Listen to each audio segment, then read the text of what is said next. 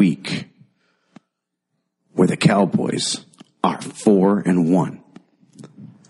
In a week where we'd much rather have Harambe on this face of the earth and trade Justin Bieber's soul for it.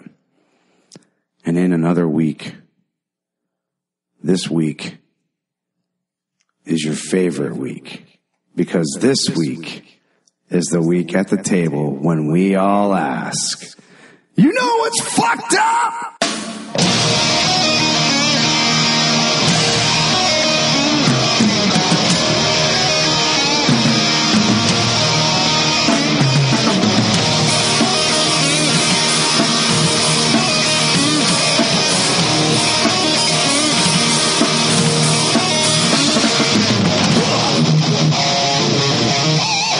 Welcome, everybody, to the number one podcast in the podcast that has been grabbing the world by the pussy since 2015. We welcome you to the Loki and Jabroni Show. My name is Chris. I am Jabroni. To my right, I am the pussy grabber, Loki.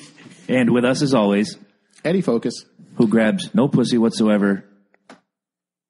He does it with two hands, though. He does it with two hands. Actually, what day is it? Yes. What happened? I said, what day is it? Monday. Oh, not on Mondays. Okay. I'm usually here with you two clowns. That's true.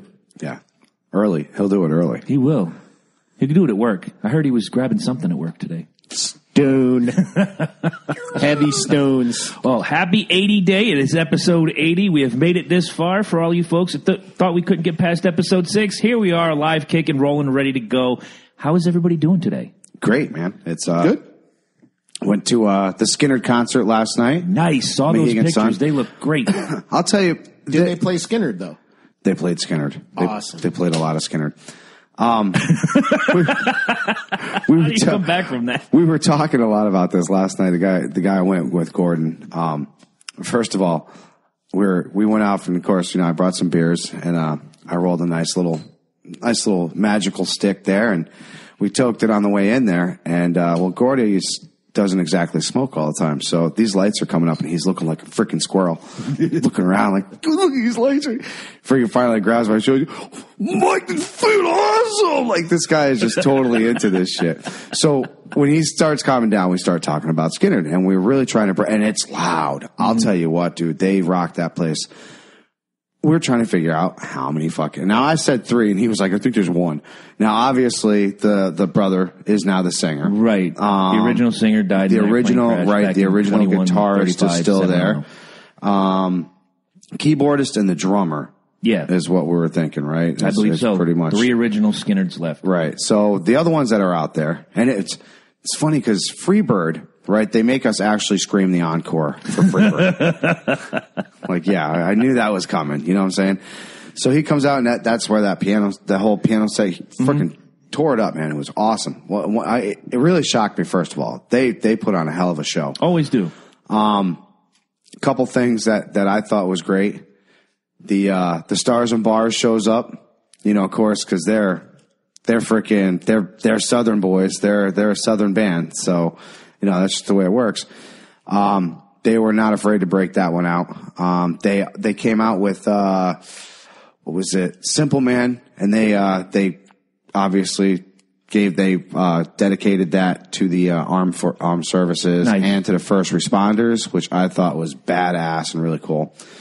So they make us beg for Freebird, obviously. And then they come out and they're doing it.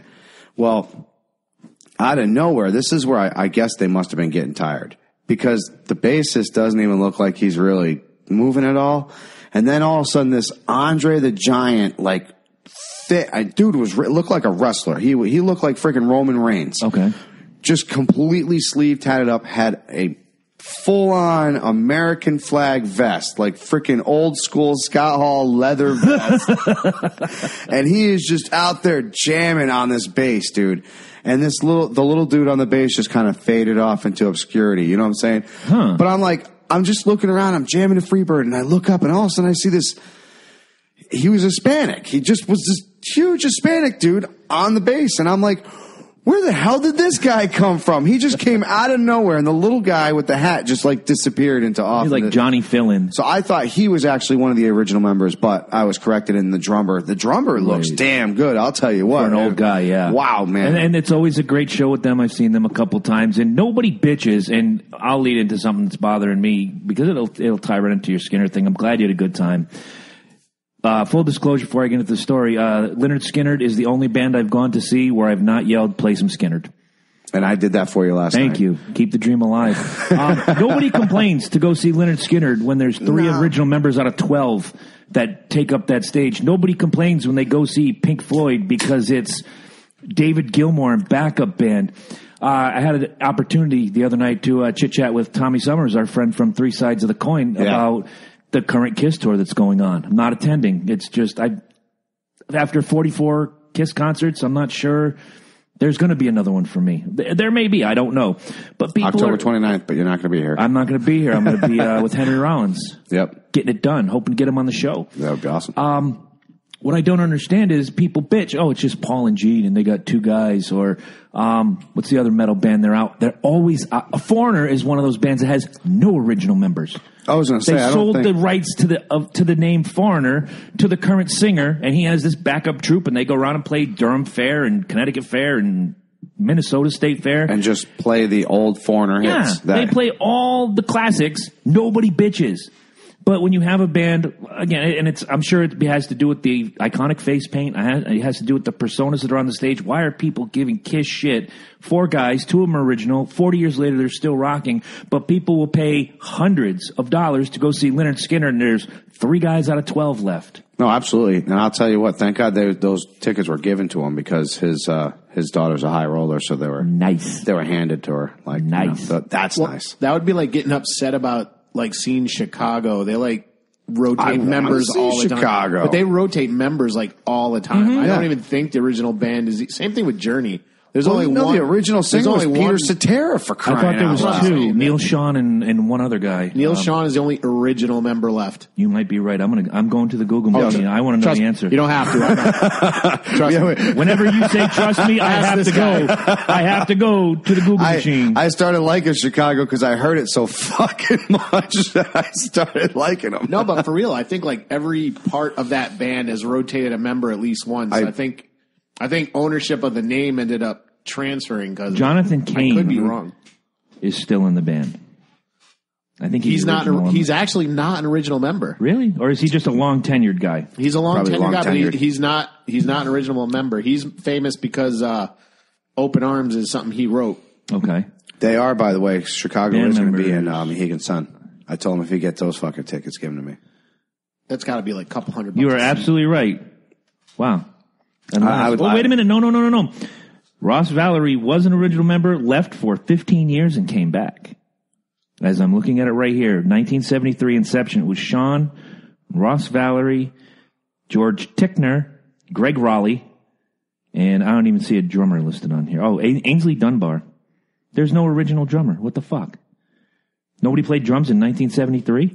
No, they did. He just wasn't that great. They had actually fired the original drummer for being too good. Really? He overshadowed the rest of the band. All right, I can see something like that. Nobody wants to have the drummer take over the world. I get it. Yeah, Bill Collins. Poor Motley Crue. Yeah, right? Well, he did it with his dick in a porn film. It's not like he did it with his musicianship. No, absolutely not. No, not like Motley Crue did it with their musicianship. Exactly. Come on. But like, I'm glad you brought up Journey in Chicago and things like that. I don't give a shit. I'm going to hear the hits.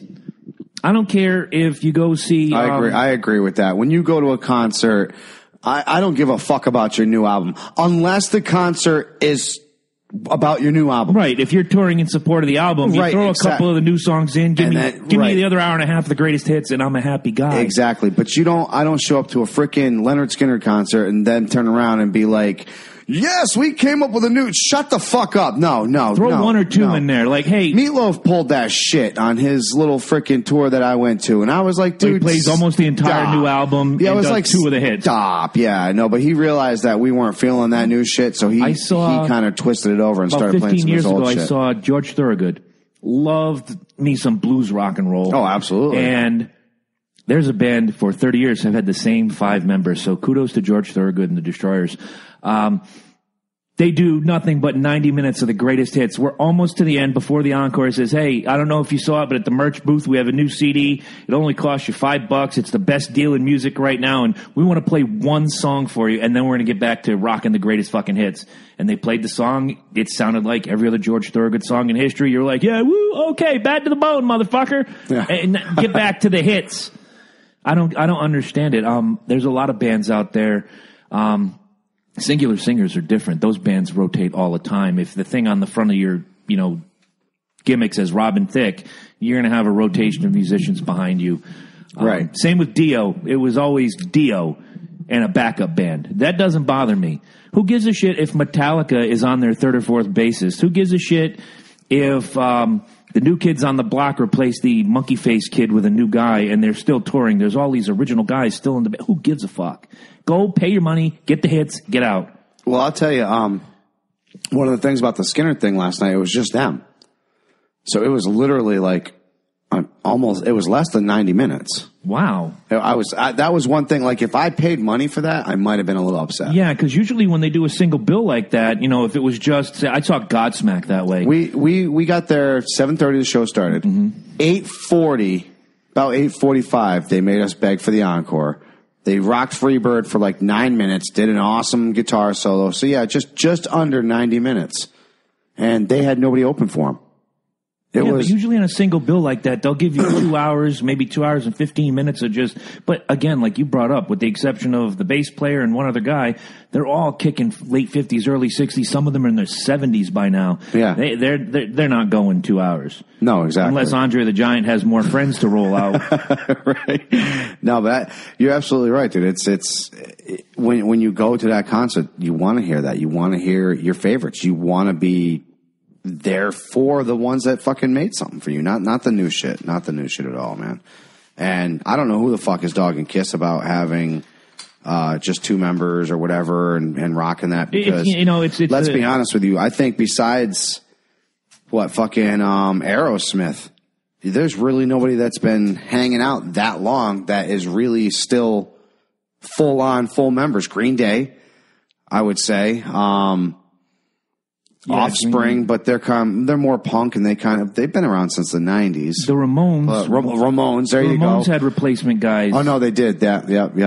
But nobody, again, if the Ramones went out, and now that I think 3/4 of them are dead, that'll never happen again. Yeah.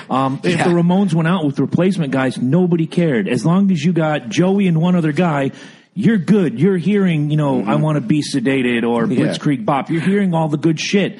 Quit your complaining. But it's going back to your question. It's the original Kiss people who think like Paul, Peter, H. Gene. That's it. And there's crews like that. Metallica played somewhere here in the upper Northeast a couple months ago. Somebody complained, I'm not going to go see 3/4 of Metallica. Well, you've been seeing 3/4 of Metallica since 86. I was going to say, the original recording band. Cliff is dead. Yeah. Jason took over for I don't know how many years, 20 years. Yeah. And you've been seeing 3/4 of Metallica for all these years, and now you're gonna bitch. Yeah. Go see Jason Newsted when he comes around. Fantastic band. I love his record. How about let's talk about the fact that fucking the lead singer of fucking Megadeth was on Metallica for the fucking longest time there. How many songs did he write for Metallica? Almost the entire first album. You know what I'm saying? Like David Mustaine. Yeah. So I'm sorry I fucked up your name, dude. That's all right. You're a fucking. I don't think you're a god. You should though, because you're a god among us. Although Megadeth did play the arena here at Lake and Sun not too long ago, hearing mixed shit about it. Some people said it was awesome. Some people said it sounded horrendous.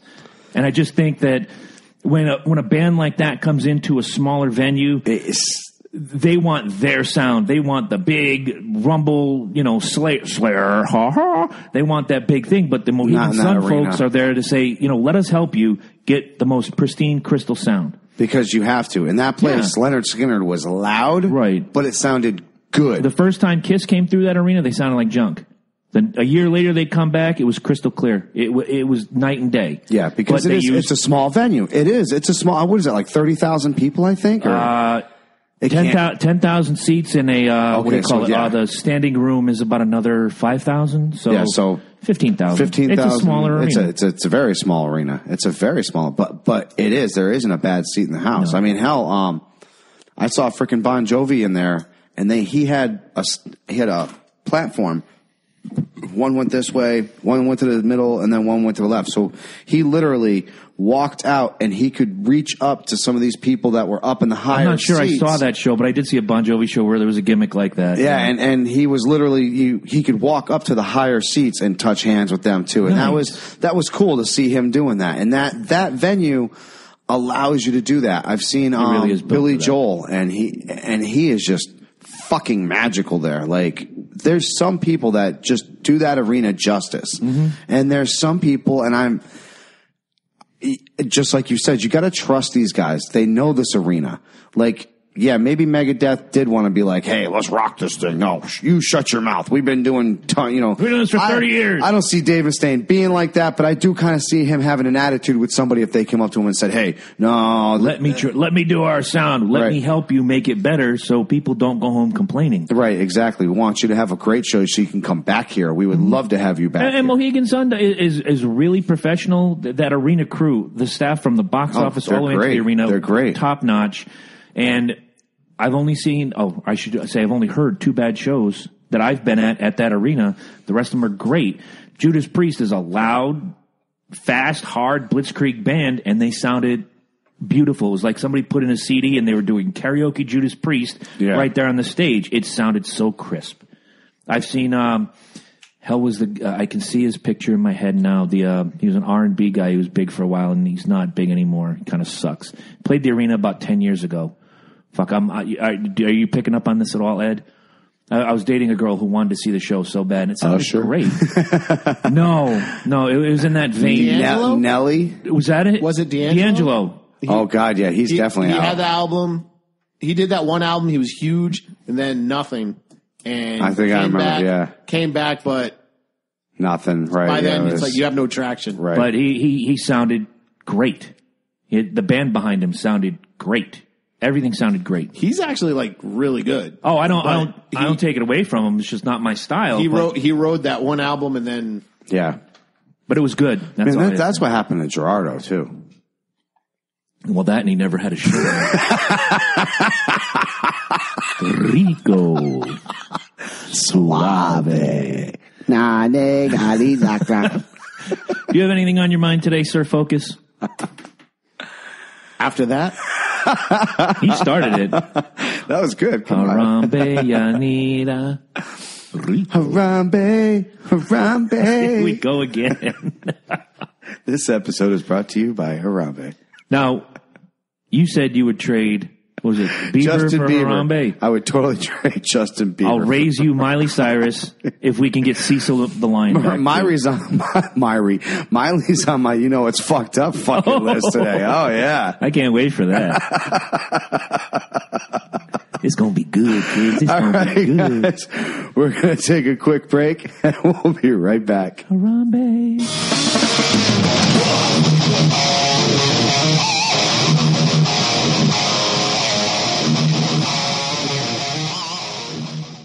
Hey everybody, it's Chris from the Loki and Jabroni Show. Are you looking for your next great tattoo experience? I've got something for you. Our friends at Sublime Ink Tattoo and Piercing Parlor in Groton, Connecticut. The address is 577 Route 12.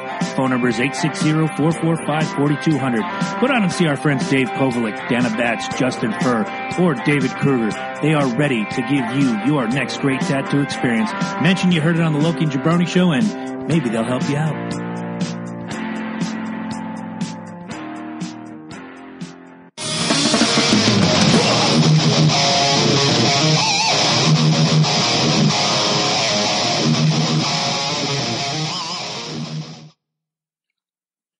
Welcome back, children, to the Loki and Jabroni Show. Once again, we are the #1 podcast in all of New England, grabbing everything we humanly can every freaking day of our lives. So welcome to episode 80. Welcome to Do You Know What's Fucked Up? And I see you have sheets upon sheets upon sheets of paper. So, Loki, I'm going to ask you. One of us did his homework. Yeah, one of us. In my top 10. And his initials are Mike. We didn't do jack shit this week. Yeah, this is your brain on Skinner. Thank you. Freebird! You lead us off, kid. All right, so in case you guys haven't noticed, Miley Cyrus has a popular video that has recently erupted online. I haven't noticed. There's a reason for that. So in this video, she proceeds to walk out in her patented swaying, what I don't have upstairs, so I'm going to flow back and give you my front. Okay.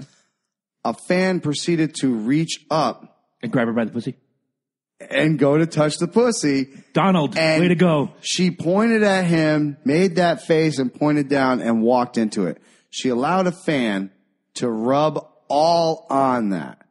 It was a good 6 second rub. Then she walks away.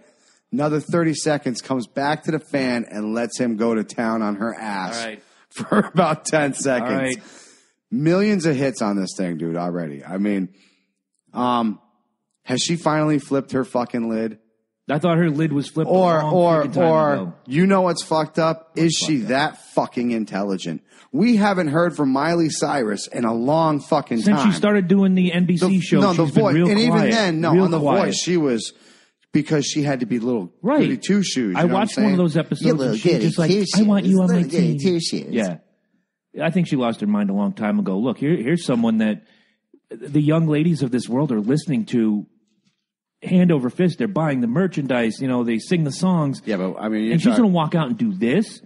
Let's go back to the whole grab him by the pussy thing. Here's a guy who said something 11 years ago. Complained about. That's the irony. Miley Cyrus. I was going to get to that. Good job. She was one of the loudest voices. Well, Beyonce complained about it. Beyonce has shit room to talk. And doesn't she sway that vajayjay around ride it, swing it. Yeah. And her husband's music's full of fuck it and slap it and rub it. Oh, come on. Jay-Z is an absolute lyricist. Yeah. Any drunken jackass who can spew vulgarity could write his music. Not the tunes. I give him credit for being genius with the music part, but anybody could write fuck this and slap it and flip it and all that. What's up with your basketball team, too, yo? They suck. Yeah. Well, look, Miley lost it a long damn time ago. She said, yes. You don't have to be a role model. But that's what I'm You're saying. An artist. That's what I'm saying. You already bought into this. Right. Is she that intelligent to make herself relevant again? Sure. She's getting people to look. What are we doing? We're talking about her. The video is getting 1 million hits an hour or something. It's ridiculous. It's ridiculous. She's that smart to get people talking about her. There's probably 12-year-olds over there touching themselves. Yeah. I'm touching myself. Now people are going to go looking for the video. They find the video. They go, oh, look, here's Miley Cyrus. The Jonas Brothers makes my Johnny tingle. Who brought the cool kid? That's all I got to say. He eats Jell-O with a fork. And tries to nail it to the wall. She is. She's intelligent for doing that. But at the same time, she's ruining her own argument when she goes up against the Trump thing. That's my question. Do you think she's that intelligent, or do you just think she's fucking high off of something else again, went out there and said, you know what, I'm going to let this dude rub me off real quick because I'm horny as shit? Fuck. What do you say? What do you say? Know. What do you say? I'm going to let Focus take this one. It's all yours, kid.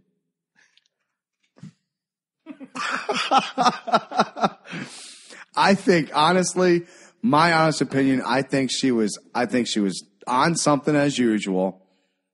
The pressure of the show just got to her, and she's like, you know what?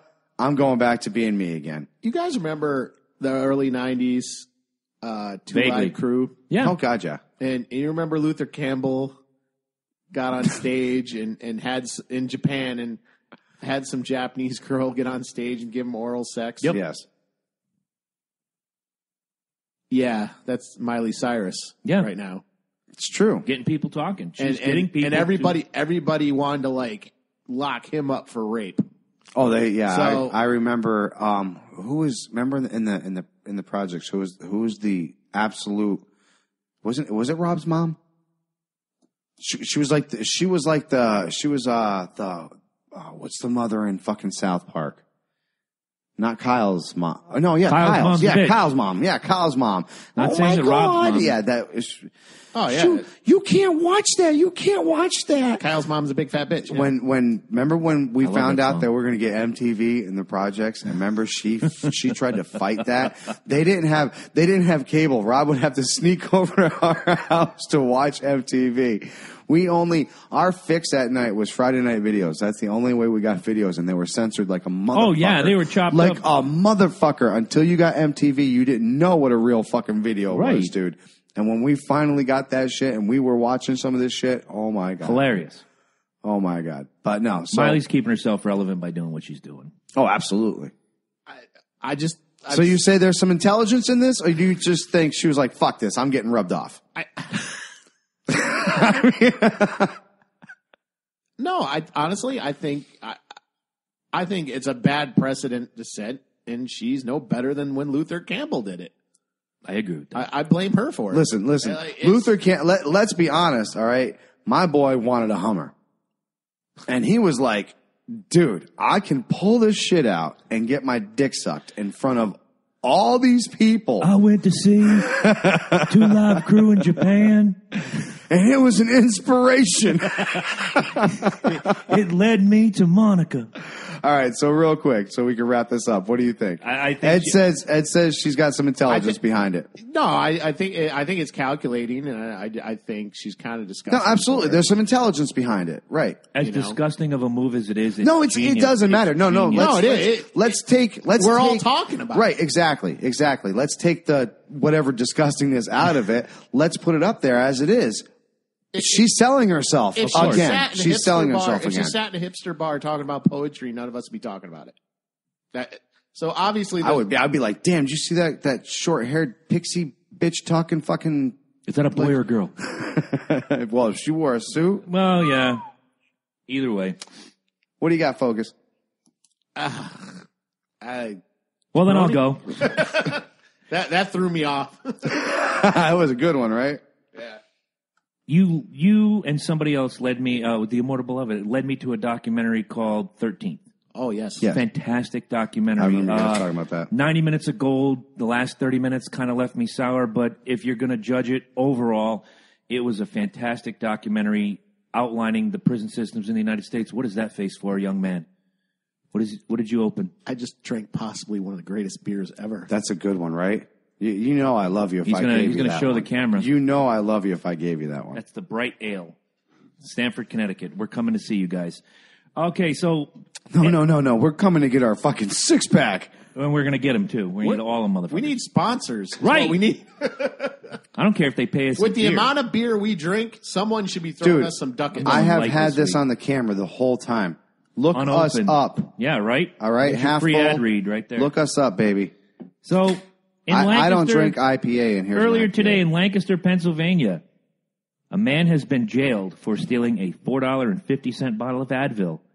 Why was he thrown in jail? Because he stole a $4.50 bottle of Advil, you ask? Because it was the 12th time he's been convicted of shoplifting. For that amount of money? Guys, I know you see the signs everywhere you go. Shoplifting is a crime. Shoplifting causes everybody heartache and hassle and makes the prices go up. You want to jail somebody? Jail somebody for jacking a car. Well, that's what I'm saying. Like, is it small things every time? Like, it doesn't say. It says a Lancaster County jury convicted 51-year-old David Springer of taking the Advil from a Giant store last year. He was charged with a felony because of the numerous retail theft convictions. Police say Springer stole the pills by stashing the bottle in his pocket, even though he had paid for other items in that same trip. The judge says Springer is a threat to society. He sounds like because he has keeps sickness. Stealing. He sounds like he's a goddamn klepto who just feels like if he's buying shit, then he feels guilty for doing it, but he's obviously got a sickness because he's doing it. Then get him some counseling. Don't throw him in jail. That's my point. That's my point. Is the jails are overcrowded as it is. He's got a sickness. Like he needs 2 to million. be. I agree with you. We got 2 million people sitting in jail in America. 2.5 million people. Was that the quote? 25% of the world's prisoners. Yeah, are here, and we're throwing this guy in jail over Advil. Get the fuck out of here. Well, that's what I'm saying. This is another... Comments from the audience. Scott Krasner says, death penalty, kill him. For Advil? For fucking Advil. If he stole beer, maybe. For Advil, he's trying to cure the hangover he got yesterday. Well, that's poor why guy. I said I would like to see. Look, I would like to see. I guarantee you the other items that he stole. Let's say a CD, exactly. Fucking carpet. Exactly. So if the total isn't even close to $500, that's not even larceny in the fifth, right? It's that's like not even 6th degree. Larceny 6. Yeah, exactly. That's like larceny 6. Like so glad they didn't kill me when they caught me. So you take all those into effect, and like I said, here's a gentleman. He purchased items.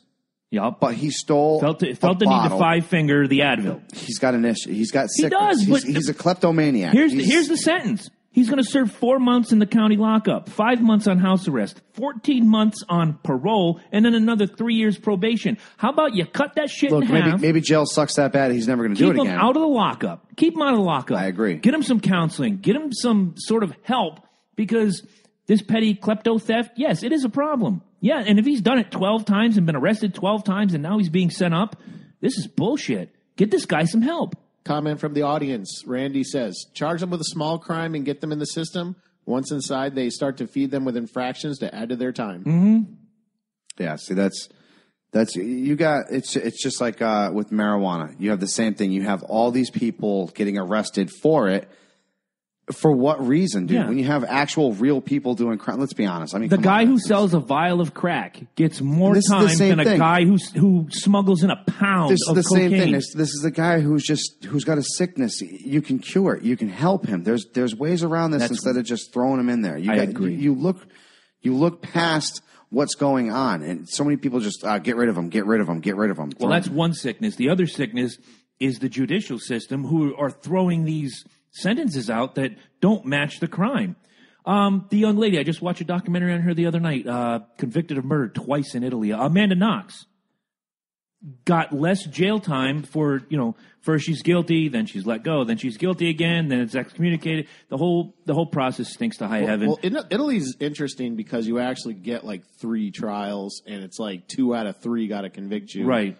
And I think that's for murder. But she was rung up on this murder. I don't think she did it. I don't know enough about it. I don't think she did it. But it's been twice overturned. Her sentence, when they gave her the sentence, was only 14 years for murder. Okay, to me, you take a life, you're going to spend life behind bars unless there's an extenuating circumstance where someone breaks into your house, pop two caps between their eyes, or they slash your Viking gimmick on the lawn. Yeah. Shoot them. Like we talked about last week. Just fucking shoot them.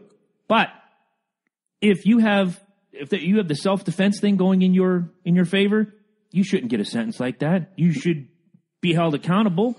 But they broke into your house. You do what you had to do. It's under the law. Too many things are falling down. A bottle of fucking Advil, 12 klepto, and now he's in the lockup. Comment by Rachel. Maybe he's homeless and getting busted. He'll get him busted, so he'll be in the house and warm for the winter. Yeah, he's buying shit. If he's on house arrest. Yeah, exactly. I don't know enough about the guy. He's not homeless or anything. So he's going to be on house arrest. So that's one thing to tell you. He's got a house. He's buying items. So I think that just means they give you an ankle bracelet. To be honest. Yeah, but you have to have an address. You have to have an address that they can track you. To be on house arrest, right? You can't go within 2 miles outside of a 2 mile circle of your home and or work. The only time that thing goes off, say, I'll use Mike as an example. Mike lives here at Valhalla. He works in Hartford. You're an ass, dude. So no, stop. I use Focus, but he has an ankle bracelet on either side right now. Oh, good. And it goes off at the worst time. Only when I'm 3 feet of your mom's. But they tell you, you have X amount of time to get from your home to your work, and then, we can pick you up, and we have the technology to know where you're at, where you're doing, when you're pissing, this, that, and third. That's house. You have to have a legal address. Yeah, you do. For house arrest, you have to have a legal address, absolutely. It can't be like, the 3rd Street shelter. I'm sorry, that's the way it goes. Like I said, His name is Jeffrey Wright, by the way. I believe the guy has a sickness, and we need to start looking at the individual instead of like just passing out fucking judgment. Boom, without question. Mandatory sentencing is what tripled and quadrupled. You know what I'm saying? We don't. What is it now? You watched the documentary. It was 270,000 in 1975, and the last I can't remember the exact numbers between the Nixon administration and Bill Clinton's presidency. It went up I think 600%. 600%, and it continues to grow. The last number I saw in that documentary was 2.7 million. 2.7 million just in America alone. It's big business, though. It is. What is it? CSC, the company that builds the prisons, and buy our prison, and we're going to help you be correcting America. Horseshit, you're making $1. Oh, you got it, dude.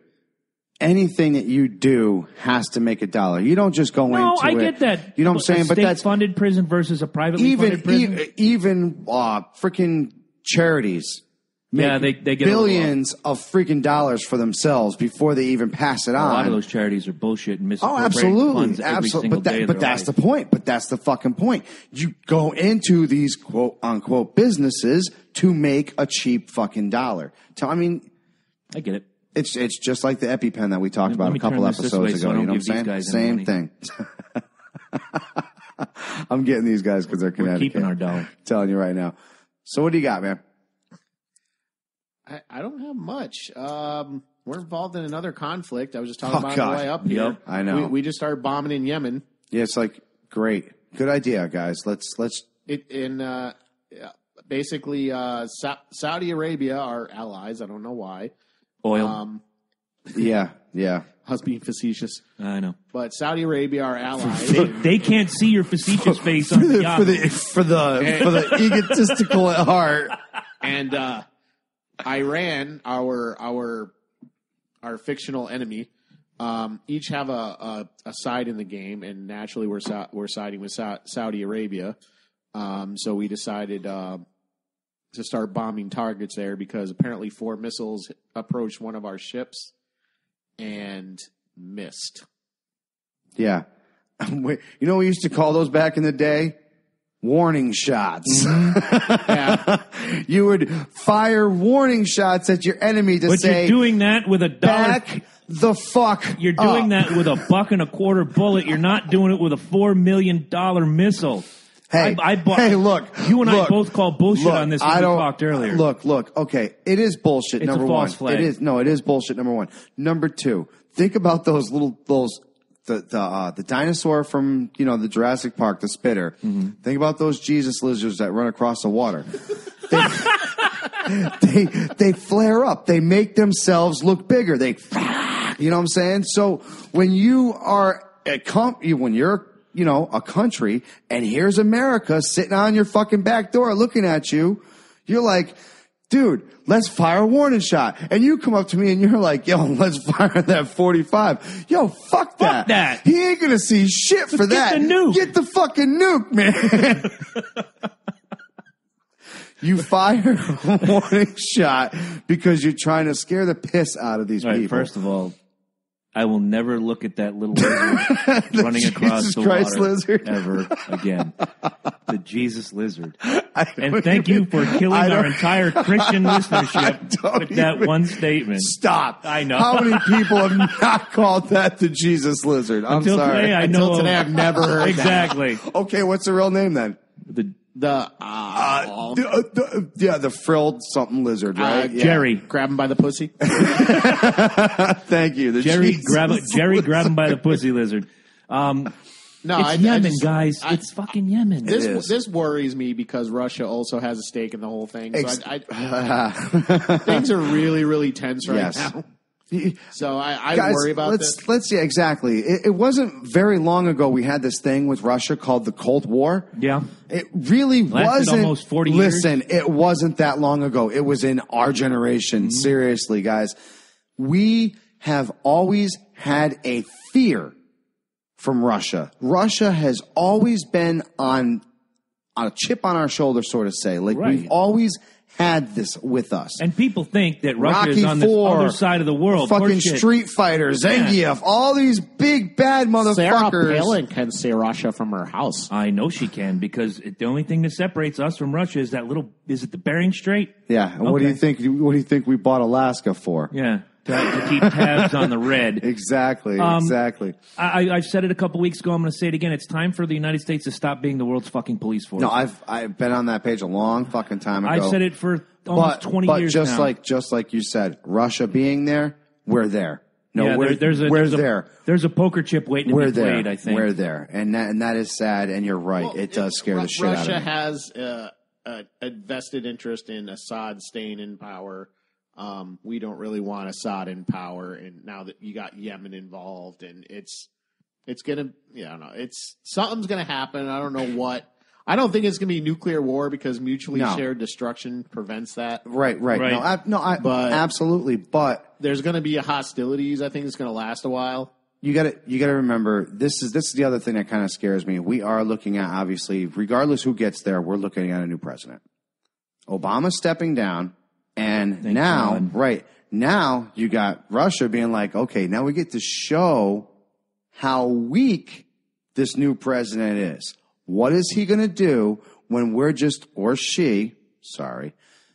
what is he or she going to do when I start stomping across fucking countries? I'm pretty sure she will invade the entire Middle East. I'm pretty sure she would too. It wouldn't be above her to start an illegal war. She's done it before. Oh, God, yeah. Oh, absolutely. Fuck Hillary. That's all I got. Grab it by the... not touching it. Nope. Not touching it. Yeah, Our guest last week did that once, and look what happened.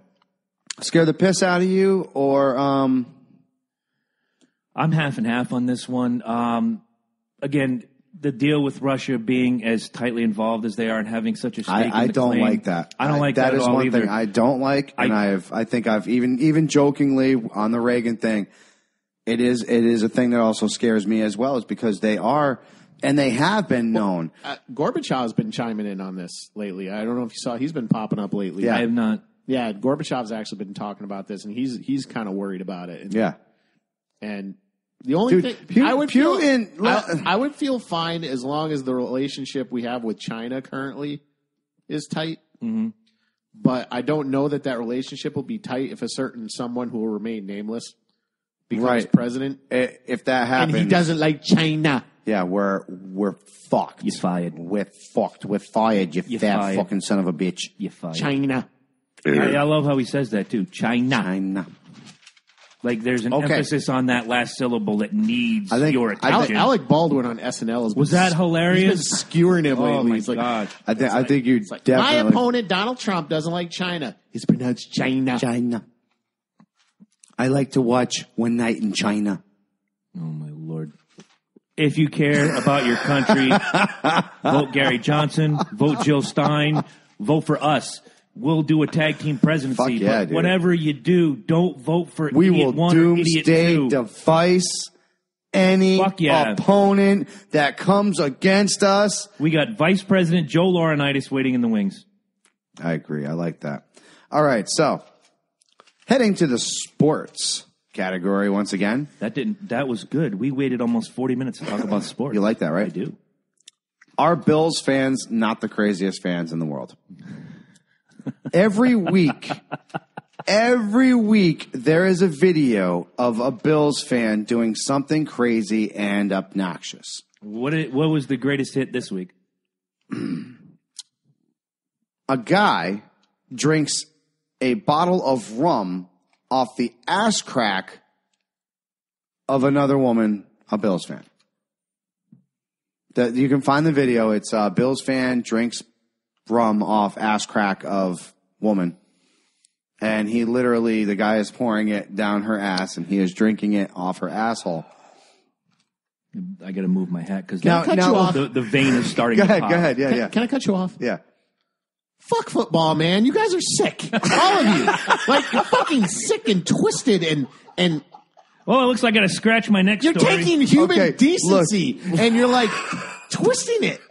First, you got some guy knifing somebody for cutting an inflatable. Now, like Mike's story. Oh, that was the story. And now the Bills guy drinking rum off a chick's ass once again. Look, that's Mike's story. Right. I'm just pointing it out. Everybody looks at me and says, "Chris is a sick, demented motherfucker." I'm sitting next to him. I'm not doing these things. Hello. Come on. I pray. The week before the this, Vikings don't win the Super Bowl, and I'm going to tell you why. Oh, God. I'm going to tell you why. Bad. I'm going to tell you why, because you're going to lose it. You're going to lose your shit. You're going to start a fire, and you're going to, like, pillage and eat a baby. Like, that'll be down. I won't do it in Connecticut. We'll be sick. Yeah,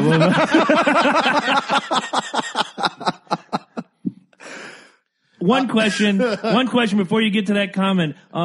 When he was done drinking the rum off the chick's ass, did he or did he not grab her by the pussy? I don't think so. I think he just did. I think he just liked that asshole, baby. A Falcons fan would have done. Tom Brady would do that. Asshole.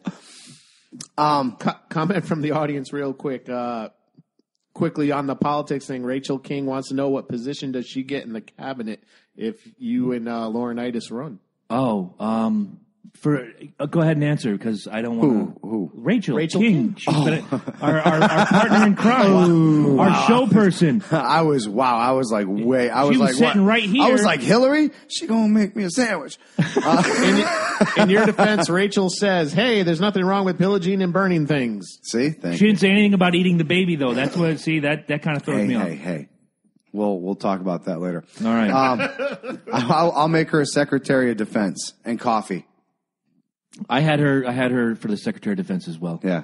Rachel and coffee. No, and coffee. Rachel is a nice human being. She's I have her for White House correspondent. She did a great job at the cancer benefit, so why not? No, fuck that. Defense. Give her the nuclear. Who is going to football? fuck with her? But wait, Rachel, if you get the nuclear football, she's going to show up in the meeting. She's going to show up in the meeting, and she's going to be right there at the fucking table. She'll be like, "All right, what y'all fuckers want to talk right now?" And they're going to be, "Oh no, we good. But as part of the Loki and Jabroni cabinet, you cannot put a cowboy sticker on the nuclear football. I agree with that. All right, guys, we're going to take a quick break, and we're going to be right back.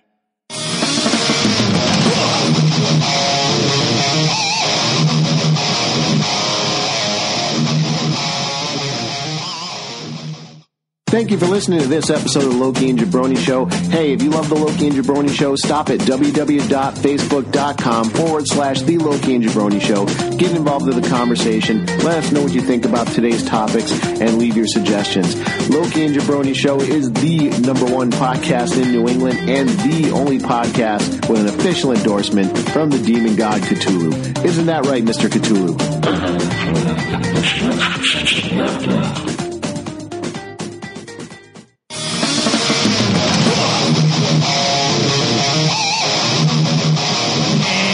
Welcome back to the Loki and Jabroni Show. We are in another segment of Do You Know What's Fucked Up?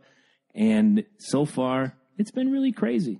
It has been pretty crazy. It's been fucking nuts. And I'm going to bring one to the table real quick because, as you all know, I am not a big fan of the wussification of America.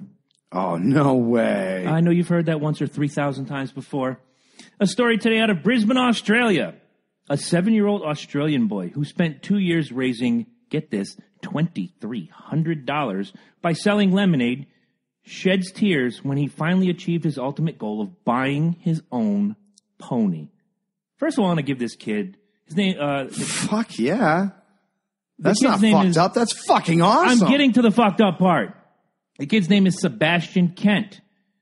There's a Facebook video out there showing the boy shedding tears of joy after first meeting his new horse, a white pony he purchased after spending 2 years selling lemonade, saving birthday money, tooth fairy money, Christmas money, the whole rigmarole. The kid says, quote, "It is awesome." The boy's parents said Sebastian's lemonade became very popular among locals to the point where he started setting up stands at local events and social gatherings. You know what's fucked up? There ain't a kid in America who can spend more than 20 minutes sitting at a lemonade stand without getting bored or tired or hot. Or busted by the police. Let me say, right? Listen, let me say this. Breathe. I can't breathe. I was coming back with the boys. This must have been like in the beginning of summer. Mm-hmm. And right off of Music Vale, there's this little house, and there was these 3 kids, 2 girls and one little, and they were all blonde. And they were sitting out, and they had this little lemonade stand. And I drove past them at first, and I was like, nah, dude, turn around. So I actually turned around, and I got out, and I bought 3 of the, like, sugariest lemonades I've ever had in my life. But I gave them $5. I think it was like like 50 cents a thing, whatever. I was like, here, they earned that. Keep the change. Man, that mom came up and she was like, thank you so much. Like, they have been out here all day and nobody stopped. You were literally the first person. But I'll give kudos to. But that's kids. What I said. I was like, wow, they've been out here all day. Like, and I felt good for giving them the, for the. I know. Before somebody comes on the fantastic comment machine and says it's a different time, you can't go door to door and rake leaves. You can't go door to door and show snow. Find something you do to make money instead of sticking your grubby little fucking hand out, probably booger laden and fart covered, saying, "Give me, can I have? I need." How about earning it like this 7-year-old kid? He had lemons donated to him by local farms. Sometimes he would pay 20 cents a pound. Other times people would donate $20 or even $100 for him to keep the stand rolling. This kid should be fucking president of Australia. That's right. How old is he? 7 years old. So he started this when he was 5. That's the next millionaire right there. Yeah. I'll tell you what. That's the next millionaire. I'm waiting for right Sebastian's Lemonade to hit the stands anywhere here in Connecticut. I'd buy the shit out of that. Kudos lemonade. to that kid, baby. Kudos to that kid. Comment from the audience. Did they charge tax? Did they have a license to sell? Here come the feds. Eddie, stop making comments. Wasn't I? I know, but that was swear to God. That would be something you would say. And she's absolutely right. It's fucking bullshit. Like, no, perfect example, and John Stossel covered the story. It used to be if you were like flat broke, like the one thing you could do was put a sign in your car and say, "I'm a taxi." You can't do that anymore. Well, you need a license, unless you're Uber and you're paying the company so much amount of money to go. That's different. I think Uber is genius because it kind of brings back some of that. But no, you have to buy these plates, these special plates that cost like $1 million. You buy into a franchise to be a taxi. That's. Say it. Horse shit. And it goes into the story because the kid bought a horse. That's why you got so much fucking people. That's why you got so many people with handouts, because what else can they do? If you try selling lemonade like these kids doing, you'll get in trouble for it. Well, the end of the story says he now has to restart the lemonade stand because he wants to be able to pay for a saddle and the vet bills. This kid is an example to what every fucking kid should be in Australia, America, Timbuktu. I don't give a shit where you're from. This kid should be your inspiration. Absolutely. And the fucked up part, and that's why I brought this story to the table. It's a great feel-good story. This kid is a genius, but where is the get up and go amongst the kids in our country? You hear about it like your boy goes out and does yards. It's still... Love you, son, but I still got to kick his ass out the door. That's fine. But he goes out and he does the work and he gets rewarded. Do the work, get rewarded. What, though? I think all of us have woken up and it's like, I'm just not getting up. But once you get up, you still have to. I think that's a struggle for everybody. See, me, it's funny. Like, I would much rather call out on a day when I'm like, I'm going to do something with this day. You know what I'm saying? I'll go to work. You're not going to waste an exercise. I'll be miserable at home. I'll be miserable at work. One or the other. I'll go to work miserable. I'll fuck you all. Captain America is back, ladies and gentlemen. What's up, America? Big ups, kid. Big ups. Hey, what do you got, brother? That was awesome. Good find, dude. Good find. Thank you. No, just American kids, get on the fucking horse. I like that. No, I like that. Get on the horse. No, I'm just gonna piggyback off of that because I don't really have much today. But that's part of the problem with the country is not being able to do things like that. Unless you're only allowed to make money for other people. Right. That's the bottom line. Right. Is right. Uber, as much as I like Uber, it's the same thing. Right. Ultimately, you're making small money for somebody else. Small business is dying in America for that very reason. What was it? The thing that we were trying to get GoFundMe. Yeah. Christy with the diabetic alert she dog. Needs a new dog or something? No. Her dog. It's the payment. It's like $20,000 for the dog. She's raised $7,000, but $3,000 of that was taken. And went to them. That's a donation site. Do you want to say it this time, or should I just take it? Horse shit. I agree. I agree, and I disagree. Though it's their organization; they can set the rules. And you got to think about this. It's pretty much it's wicked easy to do. I mean, they do a lot for you when you think about it. Because it's hard. That's a lot. It's hard to walk up to somebody and be like, "I need this. Can you give me $3?" Whereas you're more likely to get strangers to get involved. with GoFundMes. Right. Or Patreon. Right. Especially if you think about it. If somebody walked up to you and said, hey, I need a kidney. Can I have a couple bucks? You're probably going to say, fuck you, get a job. More than likely. Not for a kidney. But if you see a GoFundMe, it's on the internet. It must be real. Oh, God. I knew you were going I know I'm being funny. No, I know I'm being funny, but it's kind of the truth. That is a prevailing thought amongst a lot of people in the country, and it's a fucking shame. You know? Saw it on the internet. It's got to be real. But at the same time, though, like, I think GoFundMe's kind of cool because anytime one of these, like, douchebags wants to be a prick to somebody and their business is threatened because the public's not putting up with it, and people try to start GoFundMes for them, GoFundMe has the right to say no. Mm-hmm. Right. No, exactly. So it's like anything else, right? I think things like GoFundMe, Indiegogo, and Kickstarter are great. No, it's a great idea, what I'm saying. But, I mean, something like this, I mean, I understand you need to run as a business. But, I mean, something as, I don't know, as important as this, maybe you just kind of shave a little bit extra on you and kind of throw it that way. I understand where you're coming from. It is a business at the end of the day. And they're basically collecting this money for you. No, absolutely. Right. That's why I said it's easy. All you do is you put in the information and boom, they post it. And again, it goes back and if you get people to share. It also goes back to a legal binding contract that you sign. And in 90% of contracts in this world, if you break the contract before you fulfill the terms, you're fucked. Right, absolutely. You signed it knowing what you're getting into. I got At the same time, like you said, for something medical, no. Or something that you just know. You just know. A family loses a house. They're raising money for a house. Go meet Andy, the diabetic alert dog, for 5 seconds, and you'll fall in love with this dog. Like, you're just absolutely amazed. That's the cool thing with things like this, too, because you can put the video up of the dog instead of, and all this. You have so much more connection and outreach across the country. You might have had somebody way out in Alaska who was like, oh, I feel bad. I got $5. Right. Yeah. So that's why I like companies like this. Is a great idea. Right. And it does make it easy. It allows you access to a lot of different venues that, say, a normal person wouldn't be allowed to do or wouldn't have the access to do. And I'll say it, like, I hate charities. I think the large majority of charities are crooked. Oh, well, we know that already. That's like been the proven. Red Cross. No, that's Red Cross is absolute. No, that's why I say the same horse thing. Shit. It is. It's fucking. They've been shown a bazillion times. So if you're giving the Red Cross this one, a charity, in my opinion, a charity shouldn't have a CEO that makes like $1.5 million a year with bonuses on top of that. Right? Exactly. You should have just enough where, dude, if you're walking away with $200,000, you're living comfortably. Mm-hmm. I'm sorry. You're living comfortably. Companies like GoFundMe give you the opportunity to create your own charity for somebody, and you know where the money's going to go. You know that company's going to take it off the top, and that's, in my opinion, that's fine. I understand. No, absolutely. Think of it this way. If they got 3,000 of it, how much money did you raise? It's impressive. Mm-hmm. Yeah, no, absolutely. So if you think like cost per dollar, whatever it is, like 25 cents per dollar, just for them to collect this money for you is really not that unreasonable. Right. And like you said earlier, last week you said it on the show about the Patreon. $1 a month by 10 people adds up.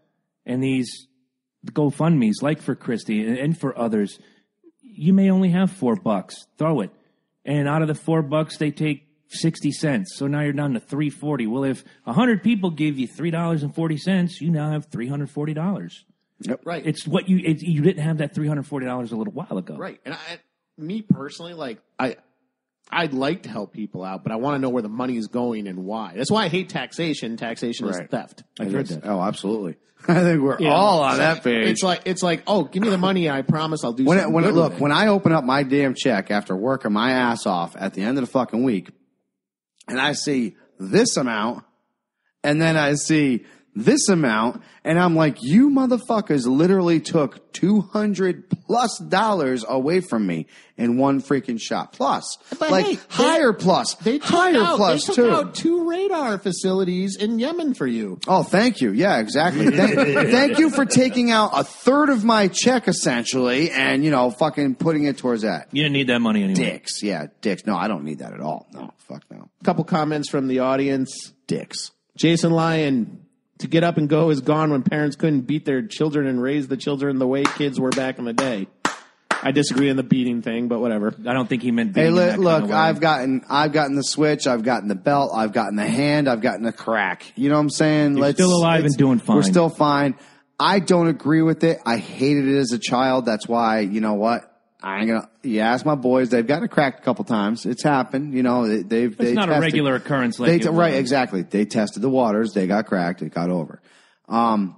Couple people are complaining about the United Way.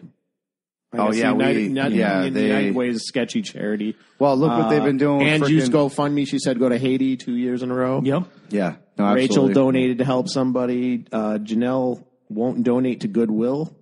I guess Goodwill's a problem. Really? Never heard that Yeah, it's before. all profit for them. Ah. Well, that kind of makes sense, though. That's kind of fucked up. Because if you give them the free items and they turn around and they sell it. Brian Brian says running the government isn't cheap. Oh, man, you opened a can of worms with me, buddy. There's no reason for it to be this expensive. It's absolute horse shit. Who's it? Judd Hirsch in the Independence Day movie. Did you really think they were spending $200 on a toilet seat? $20,000 on toilet paper?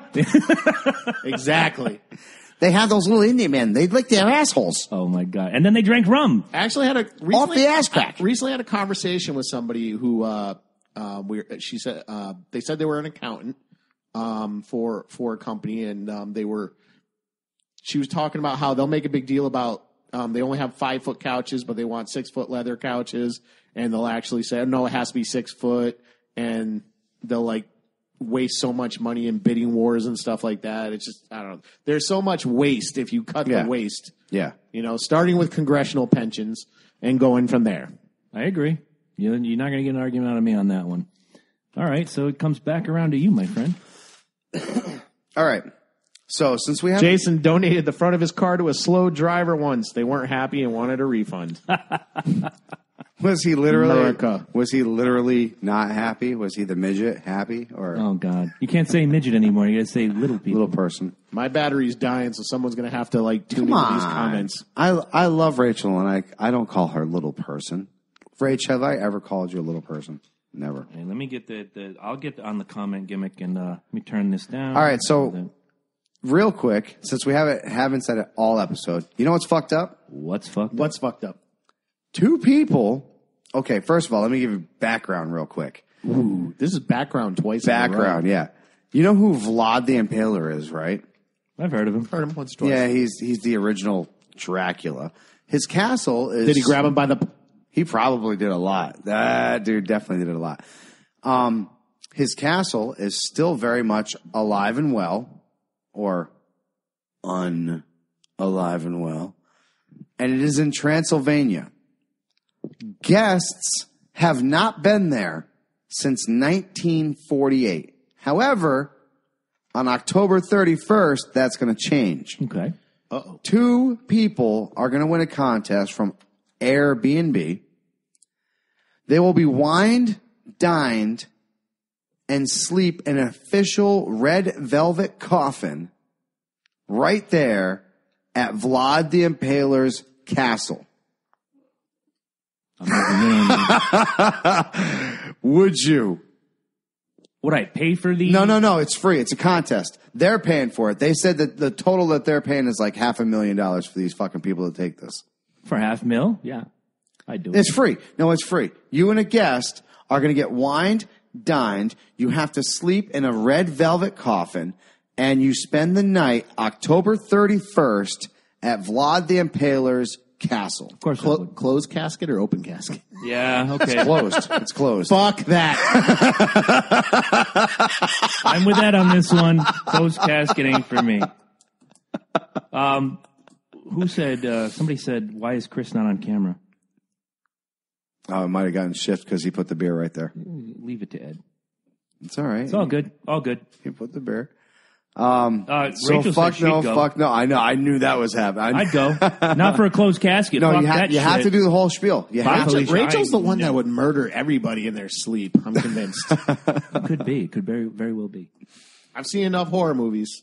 For $500,000, if they're paying me, I'm free. Dude, to look. the contest. I don't know. Look, that closed casket thing listen, scares if I'm getting wined and dined, I'm going to tell them to bring me some fucking single barrel. I am getting so fucked up that I will be able to sleep in a coffin, all right? All right. Am I allowed to bring the 2 Corys? Feldman and Haim? One's already got his own coffin. You going to bring Kiefer Sutherland with you? You win the internet tonight, my friend.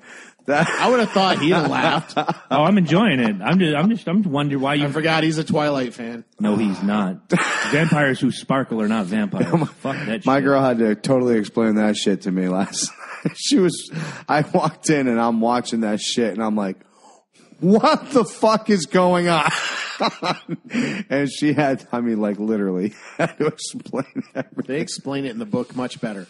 I don't even know. Did you read the book, Ed? That's always I have read all four of them. I'm sorry to hear that. So, quick rundown, would you? You got to go in the coffin. You got to do the coffin thing scares the shit out of me. I won't lie. But you got to. $500,000? No. You don't get none of the money. What? That's what they paid for this. If I'm not getting a cut, I don't if I'm not getting any money, No, you just get the thrill of sleeping in Vlad the Impaler's castle overnight on Halloween of 2016. You and another guest. I could get a bigger thrill. You're making this sound like a carnival cruise, like you and another guest will be wine and dine and then end up in your own custom coffin. I could get a bigger thrill sleeping with a hooker in Brooklyn. No. No, you don't. No, you wouldn't. No. Brooklyn, Connecticut. Yeah, I know. No, you wouldn't. No, yeah, you lived there for 5 years. No, you wouldn't. Absolutely not. No, no. There's got to be some kind of game for me getting a car. Agreed. There is no game. That's your game. That's bullshit. If you win the contest, this is what you get. That's bullshit. All of it. Rachel says, of course she'd do it. I know we are. Crystal, we know you would. Crystal says enough booze, and I'll drop. No shame in my game. Close the lid. That's what I said. I said the same thing. Ange says she better get more than wined and dined. Rachel says, can I bring Lestat? That's a Tom Cruise reference. Tom Cruise? Right? He's like. Isn't he weird now? You really want to hang out with him? He's been weird. That'd be like hanging out with Mel Gibson. Might be fun for a few minutes, but running around with Brian Dennehy now with his fucking underwear skits. Brian Dennehy dead? Exactly. No, he lives in Woodstock. Oh, that's right. He just had a birthday not long ago. Okay. He still runs around in his underwear. Sorry, Brian Dennehy. I think he's like a sheriff or something. He's Woodstock. like batshit crazy. I'm not even going to read that, Rachel. I'm not even going to read that. You guys. Now you have to. Dear Dracula, remember that one night stand we had 15 years ago? You have a son. His name is Edward. Sincerely yours, Tinkerbell. All right, that was good. That is pretty hot. Ange wants more than be wined and dined. She definitely wants to get impaled by Vlad. Ange says those hookers in Brooklyn, it only cost you a nickel. It didn't cost me anything. All right, so they're not really motivated. So you're a no. I'm a yes. You're a no. I'm a no. Not with a closed coffin. No. The only time that lid's going to shut is when I'm actually dead. I'll give you crown all night long. When I pass out, it's not going to matter. That's what I said. That's my point, dude. If you're getting wined and dined, first of all, they're paying this much money. I'm going over there with at least 3 bottles of fucking single barrel Jack. That's for me. And then you got to get up. That's for me. Whoever my guest is. Your 3-hour piss run. You're going to get up. Obviously, be Lady J. She would have 3 bottles of single barrel Jack. That would be hers. You know what I'm saying? Now, obviously, we can't share the coffin because we have to have our own coffin. So, pass out time. Bloop, bloop, bloop. Done. Take the coffin. Right. Live in infamy. And then you wake up buried in the Middle East. Ooh. Now they're coming to Yemen for you. God bless you.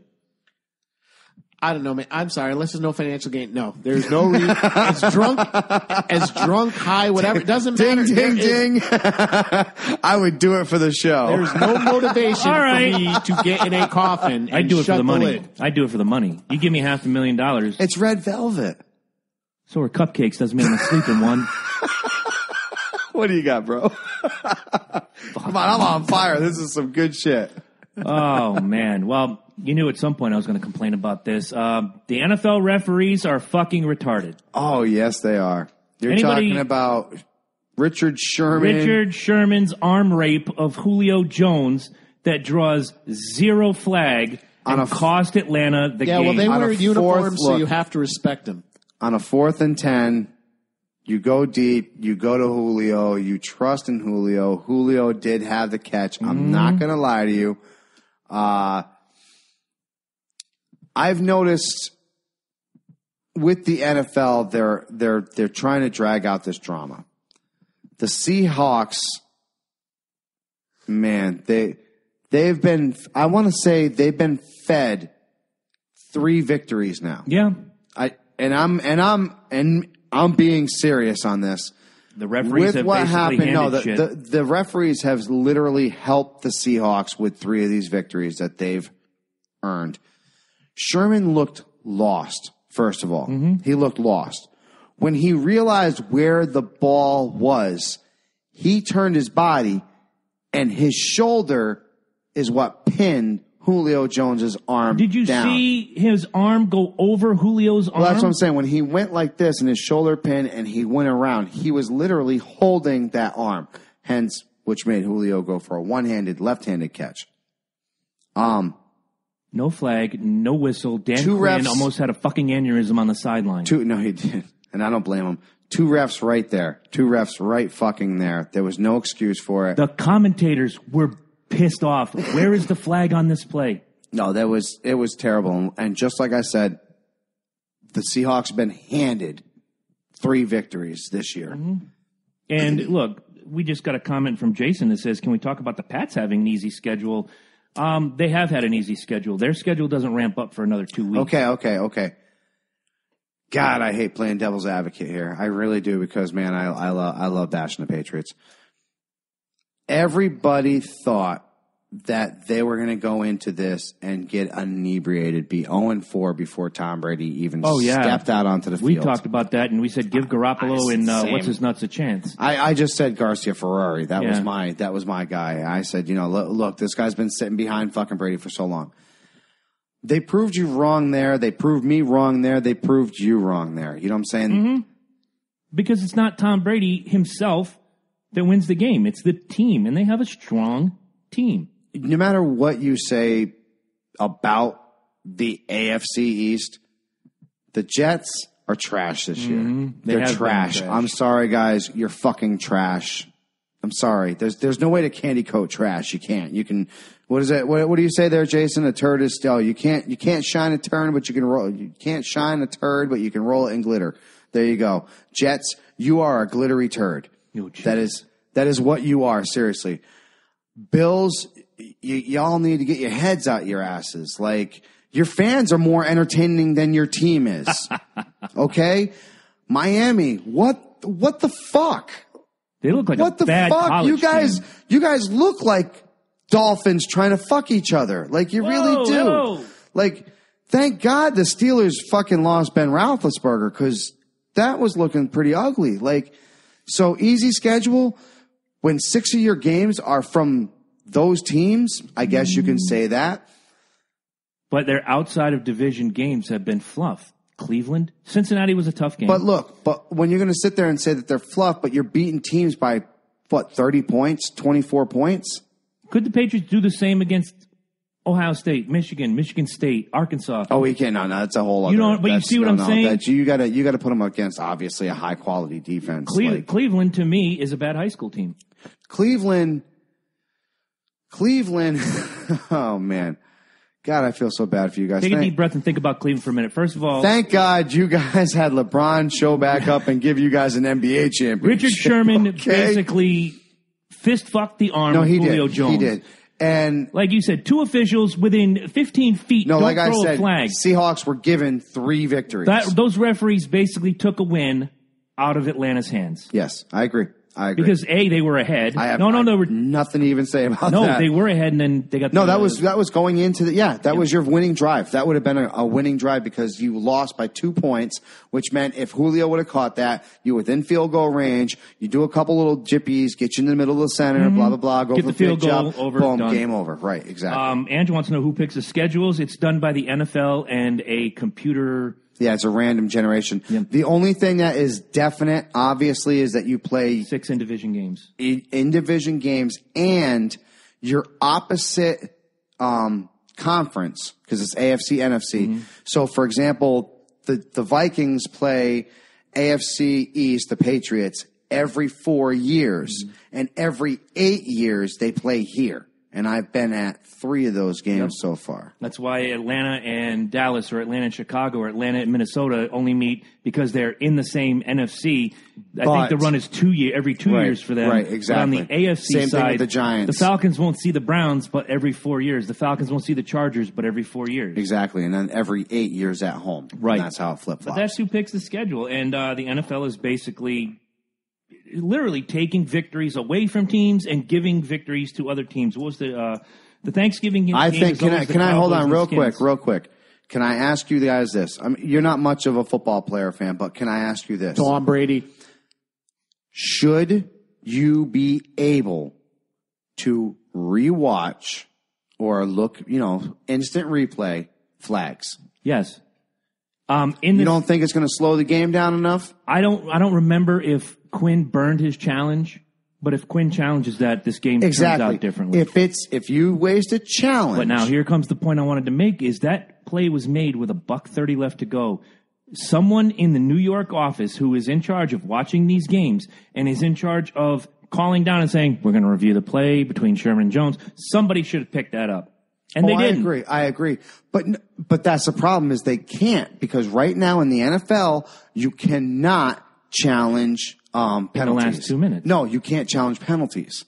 Are you shitting me? And that's my question. Should the NFL be allowed to challenge penalties? Absolutely. There was a face mask call in the Green Bay Dallas game where the guy was, as he was going down, one finger.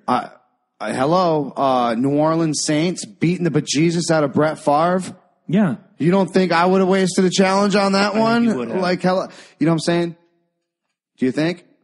He doesn't care. He's wrapping us up. We're going to take a quick break. We're going to come back and deliver the Ted Nugent Award. Yes. The top 10. In the top 10, you don't want to miss this one.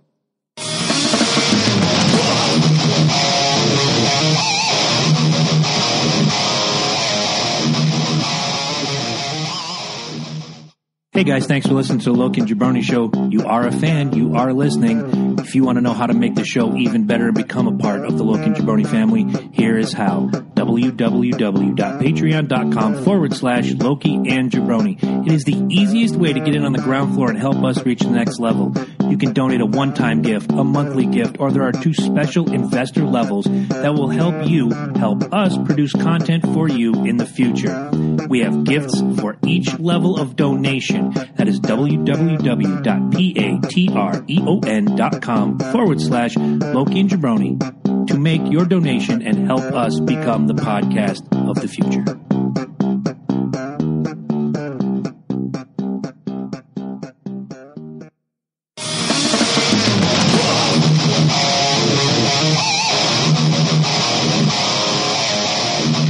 Back once again to the Loki and Jabroni Show, the #1 podcast in New England and growing all around the world. So, Ed, you have one to close out. Do you know what's fucked up? I do. Do you know what's fucked up? What's fucked up? A good friend of mine and a friend of yours, the kind of guy you want your daughter to bring home, George Zimmerman. Oh, God. I don't know if you remember recently, George Zimmerman had gotten into a road rage incident. I had heard that. That gentleman had pulled a gun and fired at George Zimmerman out of fear for his life, knowing who he was and his reputation for shooting people, murdering people, getting away with it. Yeah. Just got sentenced to 20 years in prison for attempted murder. The road rage guy did? Yes. Wait a minute. Guy who fired at George Zimmerman just got sentenced to 20 years in prison for attempted murder. See, this is the week I should have drank more beer. You're going to tell me that George Zimmerman kills his kid, gets off scot-free, and now the road rage guy is going to jail? Beats his girlfriend, couple other incidents, gets in a fight in a diner. I'm just sticking to the one main George Zimmerman story that everybody and their mom knows. That's fucking ridiculous. How the state of Florida can sleep at night knowing that they put more criminals on the street than they do taking them off the street. George Zimmerman and Casey Anthony should have a fucking talk show together. I hear they're dating. Oh, I wouldn't doubt that at all. George Zimmerman's private security and Casey's babysitting all in one building. Yeah, according to the news, Matthew Apperson, 37, had testified that he shot in self-defense during a road rage incident with Zimmerman last year. He said Zimmerman's intimidating reputation, especially for the fatal shooting of Trayvon Martin, made him fear for his life. But a Seminole County jury convicted Apperson last month of attempted second-degree murder, as well as shooting into an occupied vehicle and aggravated assault. Jesus. You know what? Louis Sacco says Zimmerman thinks he's above the law. You know what? It seems like he is. Well, I was going to say he doesn't. The guy's think. covered in Teflon. Teflon, nothing sticks to this guy. I was going to say I don't think he thinks. I think at this point he's pretty damn certain. I mean, it looks like the guy fired into Zimmerman's car, so I guess technically he broke the law. But Jason was. What saying, I want to know is if Zimmerman was sitting in the car. Yeah, Zimmerman was ruled out self-defense on it. It was blown out because Obama backed the kid because of race. It's been discussed as a big swing from the start of the racial divide. Yeah, no, Zimmerman's a piece of shit. Yeah, he picked a fight with the kid. He's proven started that. to get his ass kicked, and when he started to get his ass kicked, decided to kill the kid. The 911 called. They clearly tell him, do not pursue this young man. Do not. Let us do our job. Hey, look. You know what? The racial divide argument doesn't fit because Zimmerman is Hispanic. Yeah, blown out of proportion, absolutely. You know who else got their ass kicked by a kid? Was Cat Stevens. And my boy took that ass whooping like a fucking real man. You know what I'm saying? You know what I'm saying? He didn't go and fuck, and that's a motherfucker that could have had that fucking kid killed. You know what I'm saying? He did. He got his ass whooped. Wow. But no, this is absolutely right. This is way out of proportion. This guy really does seem like not only does he think he's above the law, but he is portraying that he is at this point above the fucking law. Even if there was any doubt about Zimmerman, like, oh, well, maybe he was just defending himself. The guy has had a history of irrational and aggressive behavior against people he's with, people on the street. Likes to post photos of him in a swimming pool saying, I'm still waiting for karma. This guy, does not care about what he did or what happened. Right. I find it really hard to believe that he's this saint, patron, self-defense angel. I don't buy it either. And I think the state of Florida should just be disgusted with themselves. No, it's over. And then we turn around. We got a guy who's stealing a bottle of fucking Advil and serves time for it. That's in Pennsylvania. You know, but laws are harsher in Pennsylvania. Yeah, damn obviously, it! obvious. George Zimmerman ain't got the balls to live in Pennsylvania. No, he does not have the testicular fortitude to pull that one off. Let me tell you that. Didn't he auction a gun that he used to shoot real him quick? He might have. I do have to answer my buddy. He's way back here, Andrew. You know what's fucked up, Andrew? Is he going to talk about tickets again? I am. I am not going to see you this weekend, unfortunately, because they wanted $125 for standing room only tickets. Unfortunately, I am just a welder. He's not Bill Weld. He's a welder. Mechanic / welder. And unfortunately, I only make so much, a month. And with these kids that eat like horses. Yeah. I'm teenagers. I'm not going to be able to fucking pay $125 for stand. I could, but I cannot see myself paying $125 for It's not standing financially responsible. So what I will be doing is I will probably be going live and calling you out while I'm at fucking Hooters, because that's where I'm going to take my son for his birthday. Nice. I believe. Nice. You know what's fucked up? What's fucked up? Concert ticket prices. True. Dude, every price. And it's every ticket one price of the very in general. first stories we covered. Yep. Well, I got we them talked for about free. music sales. Right, exactly. The music sales have gone down, so they're gouging people at the concerts. Dude, they're anything, like I said, to make that cheap buck, man. Anything to make It's not cheap. It's not. It's not at all. Yes, Rich Goldberg is back tonight. Tonight. We are excited about that, and we Can't wait to see do think that he is going to take Brock Lesnar's challenge. Correct. Although he's he's gonna booking get- his hotel room in Suplex City Although right now. he's going to get his ass kicked. He's older. This than is on shit. Raw? It's in his, yeah, tonight. Yeah.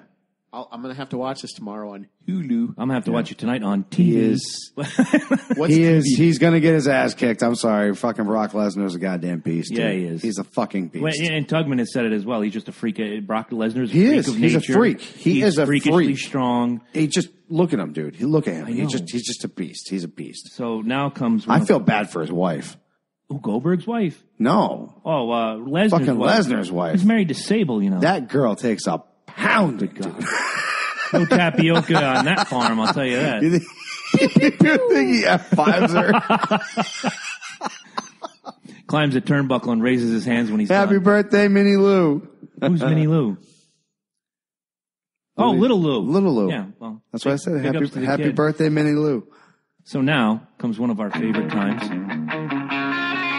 where we turn the microphone over to executive producer Eddie Focus, who brings to you...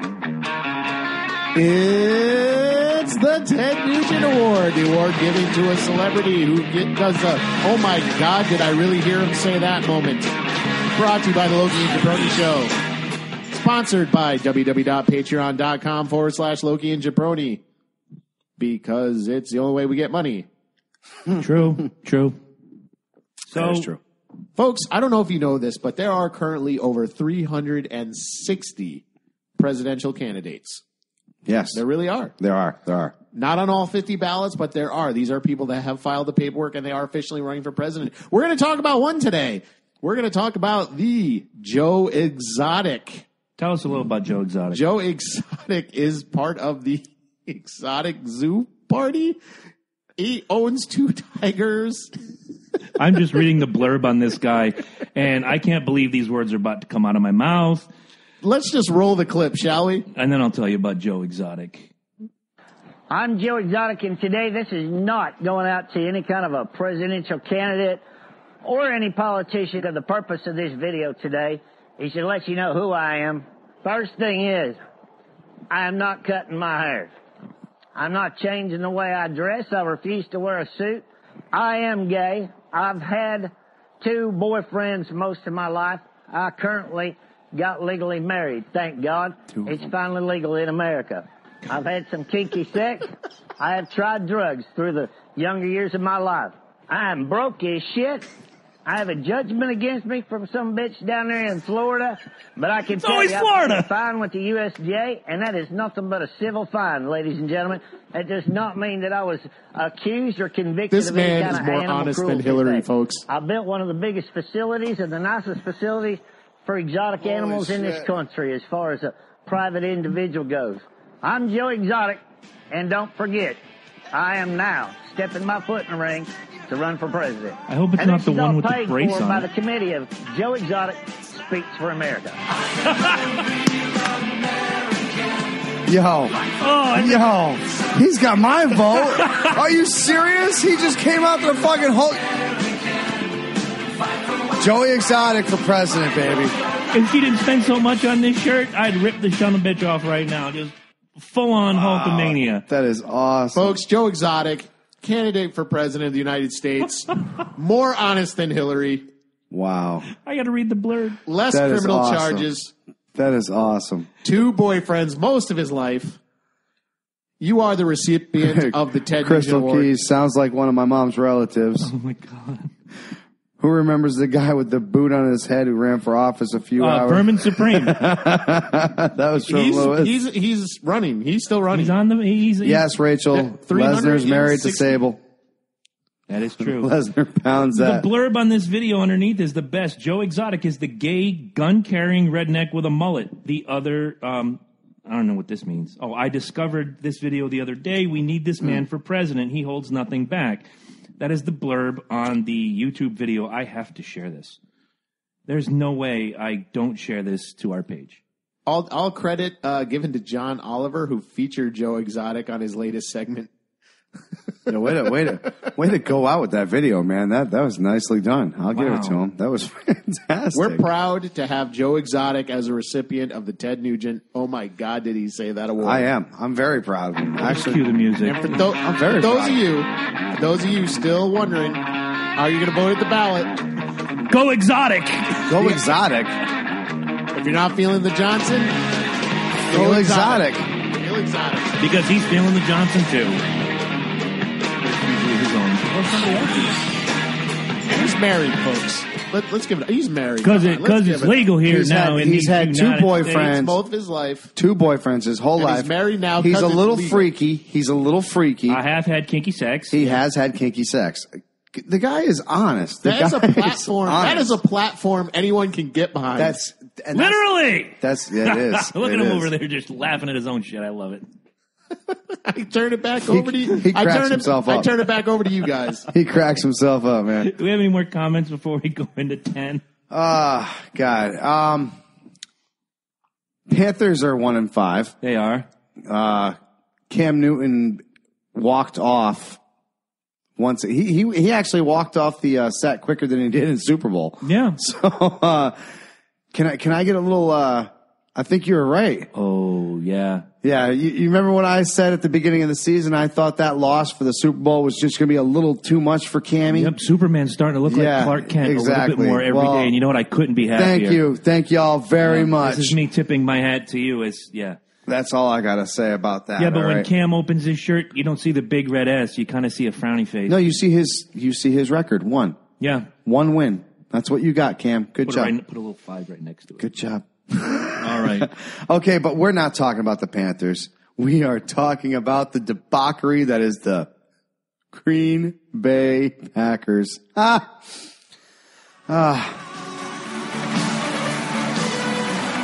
me being a Vikings fan, I love watching the Packers fail. I do. I live for it. You've been going hard against the Packers. They are because they've been at the top for so long. They're going to take this drop and they're going to sit down here for a very, very long, mark my words, long time. Mm-hmm.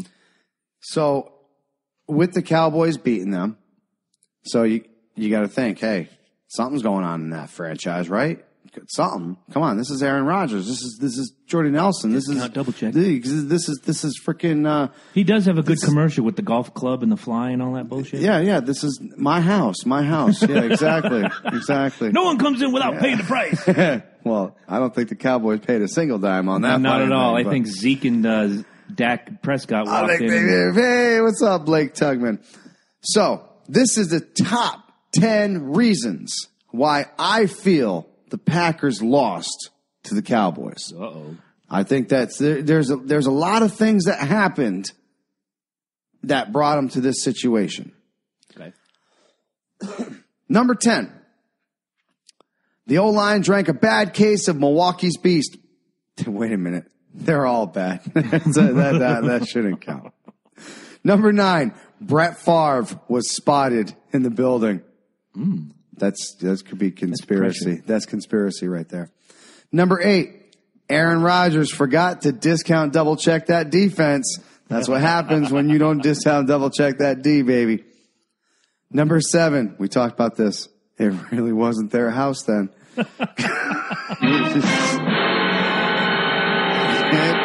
Can't do it, man. You just can't walk into Green Bay and not pay the price, right? That's right. Not now, not ever. Number 6, Green Bay had a Kissing Cousins meet and greet that went a little overtime.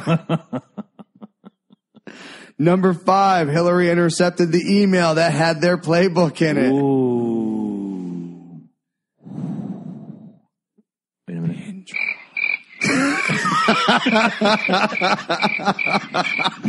All evidence was deleted. It was. I'm not saying a word. Number 4, die. Eddie Lacy was found just 2 hours before the game in the Sonic parking lot on a meat coma. Oh my God. Can't Eddie Lacy get a break? Cheeseburger Eddie. Yeah. Cheeseburger Eddie Lacy, baby. Number 3, Matthews pulled his vagina. No. Yet again. What the fuck, dude? It's pronounced vagina. Number 2, Olivia Munn's Psylocke outfit left the chafe marks on Nelson in a climatic don't ask, don't tell moment with him and Aaron Rodgers. I used to dig Clay Matthews. I really did when he first came up. And now I look at him and I was like, dude, you suck.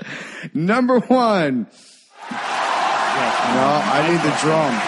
Give me a second. I'm working without a net here today. You are so fired. You have failed the city. Yes, I have. And I farted. The number 1 reason why I feel the Packers lost to the Cowboys is Trump grabbed them by their pussy.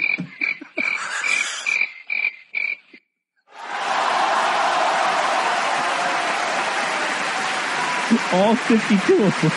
Dude, you are such a dick. He's all over the place on that I thing couldn't tonight. resist that one. Oh, my God. Good joke. Bring bring that beat back. Thank God. Thank God. Folks, this is the remix. Oh, man. So, big shockers from yesterday. Obviously, that was one of them. I thought Aaron was going to once again disappoint me, but nope. Boys came in. I thought they put up more of a fight. Ben Roethlisberger is out. He's got the same injury as Adrian Peterson, so I don't think we'll see him for the rest of the season. Probably not. The Bills fan throwing a bottle at Colin Kaepernick. Thank God he has that hair for the deflection. Bounces back, wash after wash. Colin Kaepernick? An American hero? Yes. I can't even say anything. Hey, what's going on in baseball? Nobody cares because none of our teams are there. Yeah, we're going to have another Cleveland championship. Yay. Yeah, I think so. Fucking yay. Yeah. Hooray. What didn't that? The only reason why we actually gave a shit about that was because of Major League. Yeah. And then once it happened, we're like, okay, it's not funny no more, people. Right. It's not. You got your championship. The Cavaliers brought it home. Leave it alone. Right. Go back to sucking. There we go. Now. That's why they got the Browns forever. That's true. That is why you have the Browns. That's why they left in the middle of the night 20 years ago and won championships in Baltimore. Ass babies. Hockey season is here. I know you guys could give half a hairy shit about hockey season, but I love me. Go Whalers. Oh, they're doing great. They're down in Carolina now. They're called the Hurricanes, and they won a championship. Yeah, I know. As soon as they left fucking Hartford. 2 years later, they take it home. You're like, get the fuck out of here, dude. Stop. Oh. Are you trying to get ad reads for water bottles? What's going on? My bad. We can't be. My bad. Can't be. No green. Yeah. No promo. No promo. Big shout out. I know you guys, or at least one of you, were watching the live feed earlier. Zach King and Kelly Teeters are getting married on Saturday. Yes. When this episode drops, they are getting married that day. Go Thunderbirds. Viking Entertainment will be there. Yes, I will. The Loki and Jabroni Show will both be there. Yep. Lady J, the Immortal Beloved. All this entertainment. You guys are so lucky. Exactly. And you're getting it for the grand total of awesome. I'm not even going to say it. No, he's Just the grand paying. total of awesome. He's paying. It's still awesome. Are you making money? No, I'm not making money, but my cup is not drunken. It's no runneth empty. Mr. King. If it gets Mr. and Mrs. King. If it gets to here, yeah, I need a beer. I'm throwing shit. You remember? I'll be like, if it gets to here, he needs a beer. They'll be at the table and fucking shit be flying off Zach's face, and people are like, "What the fuck is that?" Oh, I gotta go get pennies. I gotta go get the DJ a fucking beer. Can you do that thing like when we were teenagers where you put your arm up like this and you flick the penny? She's gonna fucking slap him. You should have just paid him the fucking $500. Still a grand total of awesome. Congratulations, guys. Absolutely. Real quick, I got to give a shout out personally. I know Minnie Lou just had his birthday. Yeah. What was that, today, right? I think it was today, yeah. It was today. My boy is going to be celebrating his birthday tomorrow. Which one? Alex. Happy birthday, He'll be Alex. 15 years old. I just want to make sure I read the right kid. One more year before this kid is on the road, people. This is One when more we year. all So lock you guys ourselves in the house. You got to watch out. I'm just kidding, though. He's a great kid. If you guys have ever met Alex, he's a perfect kid. He's grown up really good. Really proud of him. You gonna let him take the Audi? Well, yeah, maybe. Yeah, it went from yeah to maybe in 0.2 seconds. We'll see if I got another one. Dennis Haysbert will be on the lawn like, you need all stage. Minnie Lou turned 1 on Wednesday. Okay. Happy birthday, little Lou. There's Captain Lou, and I guess the baby would be Private Lou? Yeah. Okay. Yeah, it would be private. It would have to be private, Lou. All right. Well... All right, guys. Hey, thank you all very much, like we said, for chiming in each and every Saturday. You find us here on iTunes, find us on Yarn FM, find us on Google Play, find us on Automatic. Now we need the crickets. Yeah, exactly. That's why I did the croc. Guys, please, if you have a chance, make sure you go to Patreon. Make sure you leave those donations. If you're gonna buy something from Amazon, I know the website is not up yet, but we will continue to throw the affiliate link up there. Make your purchases through there. Every little bit really does help us. Keep looking out for those YouTube videos. You're gonna have a brand new Thomas Wayne coming at you in the next couple of days. Rumor has it that these two riffraff are going to be getting together and making the crime fighting duo. I think Tommy Summers should make a video and try to be like a trio. Like there was a crime fighting trio. I don't know of any. They should just have one. Because everything's like Three 5, Amigos? 6. Were they crime fighters? Yeah, that was good. Or were they Yeah, they were. I would think so. Yeah, they saved the village. Okay, yeah. They saved the village from the Banditos. So the Three Amigos definitely count. So because you shared that awesome picture while we were recording, Tommy, you get a second shout out. And you should make a superhero video and send it to us. I like that. Yes, Ange. Donate to Patreon. Yes, absolutely. You see what happened? Her and Lady J took over the episode, much to the disdain of our very own. He was sitting over there. All right, that's enough. Yeah, cut him off. Cut him off. That's enough. And we were letting him go because they were making some pretty good points. They were going to town. And Ed had to hear it twice because he doubled up that episode. He did. Guys, thank y'all very much. When this drops on Saturday, we will also be letting you know about our mystery guest coming up next Monday. You don't want to miss our Halloween episode. Trust me on that one. It's going to be good times. Do you hear that? Robin,